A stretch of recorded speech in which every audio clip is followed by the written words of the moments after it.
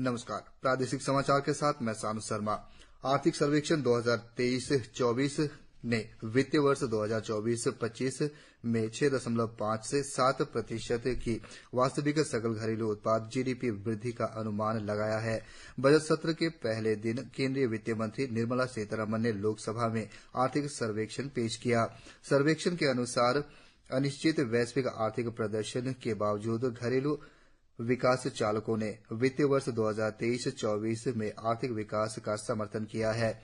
सर्वेक्षण में कहा गया है कि माल और सेवाओं के निर्यात में वृद्धि होने की संभावना है। इसमें आगे उल्लेख किया गया है कि भारत मौसम विज्ञान विभाग द्वारा सामान्य वर्षा का पूर्वानुमान और दक्षिण-पश्चिम मानसून के संतोषजनक प्रसार से कृषि क्षेत्र के प्रदर्शन में सुधार होने और ग्रामीण मांग के पुनरुद्धार का समर्थन करने की संभावना है। उन्होंने कहा, जीएसटी और आईबीसी जैसे संरचनात्मक सुधार भी परिपक्व हो गए हैं और परिकल्पित परिणाम दे रहे हैं।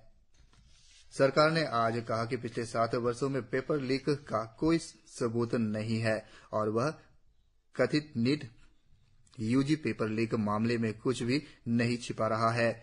लोकसभा में प्रश्नकाल के दौरान पूरक प्रश्न का जवाब देते हुए शिक्षा मंत्री धर्मेंद्र प्रधान ने कहा कि राष्ट्रीय परीक्षा एजेंसी ने अपने गठन के बाद से 240 परीक्षाएं आयोजित की है और एनटीए द्वारा आयोजित परीक्षा में 4 करोड़ 50 लाख से अधिक छात्र उपस्थित हुए हैं। देश में पेपर लीक की घटना के विपक्षी दलों द्वारा लगाए गए आरोपों को खारिज करते हुए श्री प्रधान ने कहा कि सीबीआई मामले की जांच कर रही है और नीट परीक्षा का मुद्दा सुप्रीम कोर्ट में विचाराधीन है। उप मुख्यमंत्री चाउना मेन ने कहा है कि अरुणाचल प्रदेश में भारत की कुल पनबिजली क्षमता का 40% उत्पादन करने की क्षमता है। उन्होंने कहा कि राज्य में 58,000 मेगावाट पनबिजली उत्पादन की क्षमता है। बिजली विभाग का भी प्रभार संभाल रहे श्री मेन ने आज राज्यसभा में राज्य में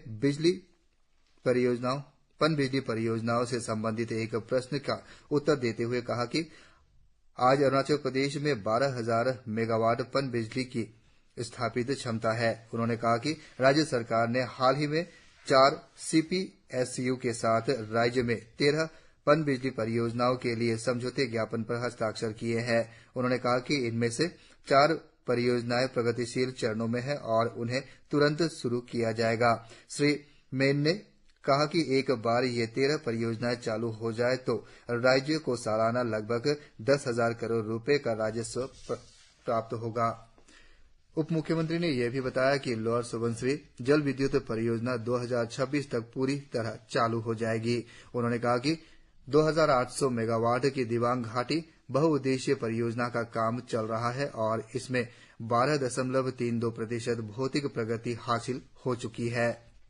गृह मंत्री मामा नातुंग ने कहा है कि राज्य में 21 महिला पुलिस स्टेशन अधिसूचित है, जिनमें से 7 अभी कार्यरत है। गृह मंत्री ने आज विधानसभा में विधायक वांगलिंग लोवांगडोंग द्वारा उठाए गए एक प्रश्न का उत्तर देते हुए यह बात कही। उन्होंने कहा कि 7 पुलिस स्टेशन पासीघाट, आलो, ईटानगर, तवांग, तेजू, सेप्पा और जीरो में कार्यरत है और सरकार शेष 15 महिला पुलिस स्टेशनों को बहुत जल्द क्रियाशील बनाने में काम कर रही है। श्री नातुंग ने आश्वासन दिया कि एक बार बुनियादी ढांचे और जनशक्ति के निर्माण की प्रक्रिया पूरी हो जाने के बाद शेष स्टेशनों को भी चरणबद्ध तरीके से क्रियाशील बनाया जाएगा।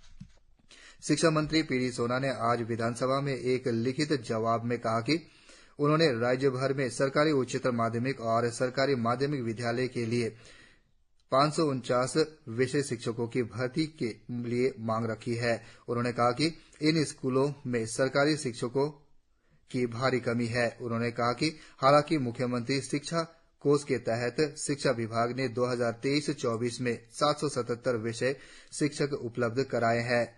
शिक्षकों के पोस्टिंग के युक्तिकरण पर उन्होंने कहा कि इस उद्देश्य के लिए एक शिक्षक रजिस्ट्री पोर्टल विकसित किया गया है, जहां 15,878 शिक्षकों का डाटा अपलोड किया जाएगा।